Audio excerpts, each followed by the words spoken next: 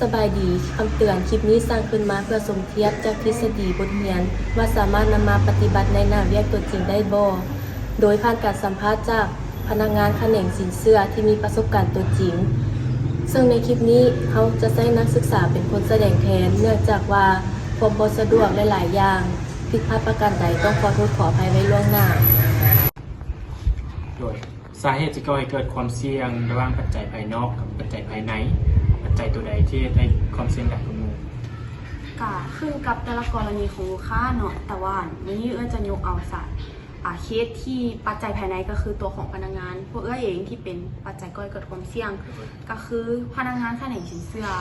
ของธนาคารพวกได้มีการปล่อยกู้ให้กับนิติบุคคลโดยที่กระเจ้าบ่ได้มีการประเมินความสามารถในการชำระหนี้ของลูกค้าอย่างละเอียด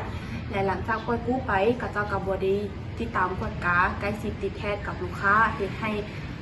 เกิดมีการค้างชำระหนี้เป็นเวลา3 เดือนเฮ็ดให้เงินที่ปล่อยกู้ไปนั้นเป็นหนี้บ่เกิดดอกออกผลให้กับทางธนาคารโดยแล้วนอกจากนี้มันมีสัญญาณเตือนอีกบ่ที่ธนาคารสังเกตเห็นได้ว่ามันจะเกิดความเสี่ยงด้านสินเชื่อโดยกับมีสัญญาณเตือนอีกอันนึงก็คือการพัวพันกับธนาคารเนาะลูกค้ากับบอดี้มีความจริงใจที่จะเข้ามาพัวพันกับทางธนาคารของเขาและสัญญาณเตือนทางด้านการเงินก็คือหลังจากที่มีการค้างชำระดอกเบี้ยไปแล้วทางธนาคารก็ได้มีการเข้าไปตรวจสอบบัญชีเงินฝากของลูกค้าสังเกตเห็นว่ากระแสเงินหมุนเวียนของเขานั้นเกิดมีความผิดปกติโดยแล้วในเคสนี้พวกมีวิธีแก้ไขหรือแนวทางแต่ที่แก้ไขปัญหาแบบแนวนี้แก้ไขทำอินเลยเนาะเขาจ้างนำเอาพนักงานไปศึกษาอบรมหลังจากนั้นกับเปลี่ยนเอาพนักงานสินเชื่อที่มีประสบการณ์เข้าไปเจรจากับลูกค้าเพื่อหาแนวทางในการแก้ไขปัญหาก็คือมีแต่ว่าให้ลูกค้าเข้ามาชำระดอกเบี้ยก่อนเนื่องจากว่าลูกค้าขาดสภาพคล่องทางด้านการเงินโดยขอขอบใจสำหรับข้อมูลที่ป้าน้อยได้มาแชร์ประสบการณ์โดยต่อมาเราจะมาเบิ่งอีกธนาคารหนึ่งว่าเขาเจ้าประสบปัญหานี้หรือบ่โดยสาเหตุที่ก่อให้เกิดความเสี่ยงทางด้านสินเชื่อระหว่างปัจจัยภายนอกกับปัจจัยภายในได้ประสบปัญหาตัวใดๆก็มูจากประสบการณ์ตัวจริงของเนาะเจอทางปัจจัยภายในและก็ปัจจัยภายนอกส่วนหลายทางด้านปัจจัยภายนอกก็จะเป็นคือที่เราเห็นปัญหาปัจจุบันก็คือเงินเฟ้อแล้วก็สินค้ามีราคาสูงขึ้นเฮ็ดให้ลูกค้าของเราบ่สามารถนำเข้าสินค้าได้หรือว่าสินค้าของเขาเจ้าขายออกยากแล้วในมีสัญญาณเตือนอยู่ในบอที่ธนาคารสังเกตเห็นได้ว่ามีความเสี่ยงทางด้านสินเชื่อมีสัญญาณเตือนลักๆก็คือลูกค้าได้เข้ามาพัวพันกับเราเนาะสำหรับลูกค้าที่มีความ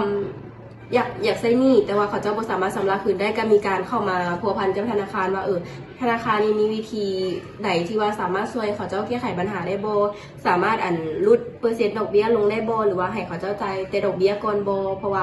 ยังบ่สามารถชำระทั้งดอกเบี้ยและต้นทุนในเวลาเดียวกันได้คือว่าเข้ามาปรึกษาแก้ไขปัญหากับธนาคารแล้วก็จะมีเคสหนึ่งที่ว่าธนาคารมีการเพิ่มทุนให้กับลูกค้าเพื่อนำเงินตัวนั้นไปเคลื่อนไหวธุรกิจของเขาเจ้าให้เกิดสภาพคล่องเพราะว่าลูกค้ามีออเดอร์เข้ามาหลายแต่ว่าลูกค้าบ่สามารถนำเงินหันไปลงทุนตัวได้ธนาคารเขาก็จะเพิ่มทุนให้กับลูกค้าเพื่อเอาเงินทุนตัวนี้ไปสร้างสภาพคล่องให้กับบริษัทของเขาเจ้าโดยแล้วในเคสนี้นะไม่มีวิธีแก้ไขหรือไงแหละบอกวิธีแก้ไขของเขาก็คือมีการปรับระยะเวลาของสินเชื่อจากระยะเวลา1 ปีไปเป็น2 ปีแล้วก็ให้ลูกค้าชำระแบบเป็นงวดชำระหนี้ทางต้นทุนและดอกเบี้ยเราถามเบิ่งความนั้นของลูกค้าก่อนความสะดวกของลูกค้าว่าลูกค้าสะดวกจ่ายต้นทุนพร้อมดอกเบี้ยบ่หรือว่าสะดวกจ่ายแต่ดอกเบี้ยก่อนแล้วจ่ายต้นทุนบาทเดียวเพราะว่าธนาคารเขาก็จะได้ปรับให้สินเชื่อของเขานี้สามารถช่วยหนุนลูกค้าบ่ให้ลูกค้าล้มได้และเขาก็เห็นว่าลูกค้าเขาเป็นลูกค้าที่เป็นเกรด A เป็นลูกค้าเกรด A มีการชำระหนี้ตามตรงเวลาในระยะเวลาที่ผ่านมาแล้วก็เงื่อนไขตัวนี้ก็คือจากประสบการณ์ของสามารถช่วยแก้ปัญหาตัวจริงได้โดยข้อนี้ก็ขอขอบใจสำหรับข้อมูลที่นิ้งได้แชร์ประสบการณ์โดยขอขอบใจ